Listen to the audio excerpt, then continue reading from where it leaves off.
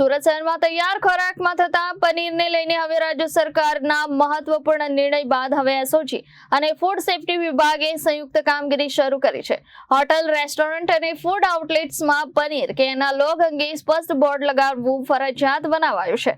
નિયમનું પાલન ન કરનાર વેપારીઓ સામે કડક કાર્યવાહી કરવાની ચેતવણી આપવામાં આવી છે। સુરત શહેરમાં એસઓજી તથા ફૂડ સેફ્ટી અધિકારીઓ દ્વારા સંયુક્ત કાર્યવાહી હાથ ધરવામાં આવી છે। રાજ્ય સરકારના મહત્વપૂર્ણ નિર્ણય મુજબ હવે તૈયાર ખોરાકમાં ઉપયોગ થતા પનીર અંગે પારદર્શિતા ફરજિયાત બનાવવામાં આવી છે। હોટલ, રેસ્ટોરન્ટ અને ફૂડ આઉટલેટ્સમાં પનીર કે એના લોગ અંગે સ્પષ્ટ બોર્ડ મૂકવું અનિવાર્ય બનાવ્યું છે।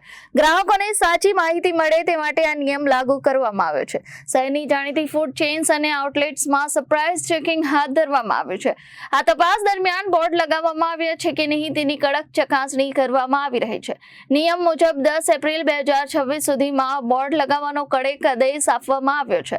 બોર્ડ ન મૂકનાર વેપારીઓ સામે કડક કાર્યવાહીનો ઇશારો કરવામાં આવ્યો છે।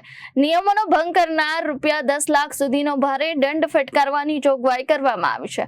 અધિકારીઓ દ્વારા વેપારીઓને સ્થળ પર જ સમજણ આપી નિયમોનું પાલન કરવા સૂચના આપવામાં આવી હતી। આ કાર્યવાહી બાદ શહેરમાં ફૂડ બિઝનેસમાં હલચલ અને ચકચાર મચી છે।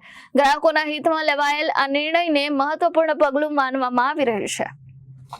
એસઓજીની પૂરી ટીમ અને ફૂડ સેફ્ટી ઓફિસર્સની મહાનગરપાલિકાની ટીમ આજે અલગ અલગ રેસ્ટોરન્ટ રીચી રીચ, લાપિનોસ પિઝા, ટાકો બેલ, બર્ગર કિંગ, KFC, મસાલા કિચન, લા કાફેટેરિયા, ફલાફલ આ બધી જગ્યાએ જઈ અને કયા પ્રકારનું પનીર વાપરે છે એનું બોર્ડ લગાવેલું છે કે કેમ તે ચકાસણી કરવામાં આવેલ અને તે લોકોને 10 તારીખ સુધીમાં આ બોર્ડ લગાવવા માટેની કડક સૂચના પણ આપવામાં આવેલ અને 10 તારીખ પછી જો બોર્ડ નહીં લગાવવામાં આવે તો એ લોકોને 10 લાખ સુધીનો જે દંડાત્મક કાર્યવાહી કરવામાં આવશે એ પ્રકારની સૂચના આજે આપવામાં આવી છે અને આ તમામ જગ્યાએ જે છે ચેકિંગ કરવામાં આવેલું છે।